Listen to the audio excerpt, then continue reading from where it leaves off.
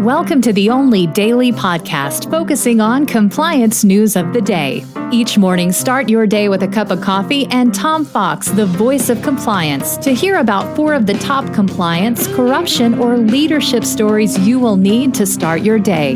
The Daily Compliance News is a production of the Compliance Podcast Network. First, a word from our sponsor.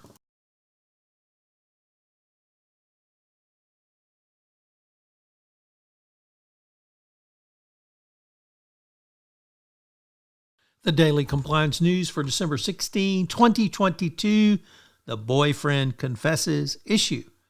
And we begin with that story from Reuters. Eva Kaili's boyfriend, Francisco Gregorio, the partner of the ousted European Parliament vice president, has confessed his role in the Qatar graft scandal. The confession was first reported in Belgium. He confessed to taking bribes from Qatar to influence European Parliament decisions on the country and made a significant contribution to the probe. According to the same source, he sought to exonerate his former partner from any wrongdoing, however. Next up, from the Wall Street Journal, Risk and Compliance Journal, Dylan Tokar reporting, the Department of Treasury has proposed giving both banks and law enforcement officials varying degrees of access to the new database of corporate ownership information as part of an ongoing effort to stop criminals and terrorists from using anonymous shell corporations to hide dirty money. The database is one of the outcomes from the AML law of 2020. This new proposal is likely to face scrutiny from industry and special interest groups who oppose the Corporate Transparency Act.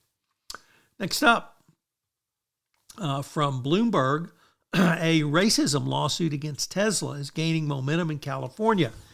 Tesla is facing an uphill battle to stop a black assembly line staffer from trying to add more than 100 other workers to his 2017 lawsuit, calling the car maker's production floor a hotbed for racist behavior. The company had asked a California appeals court to force the ex-employee to resolve all claims through private arbitration, trying to block him from seeking a class action status. Prior to the hearing, the 3-judge panel tentatively rejected Tesla's attempts to throw this into arbitration so no one would find out about it. And our final story comes to us from the New York Times. As the U.S. has imposed another round of sanctions on a Russian oligarch and other officials.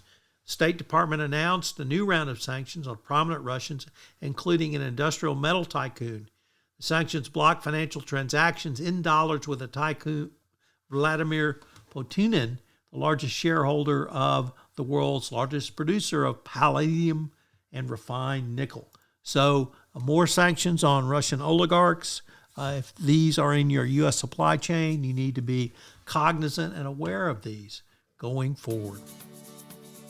The Daily Compliance News is a production of the Compliance Podcast Network and a proud member of C-Suite Radio. Thanks so much for listening. I hope you'll join me again tomorrow.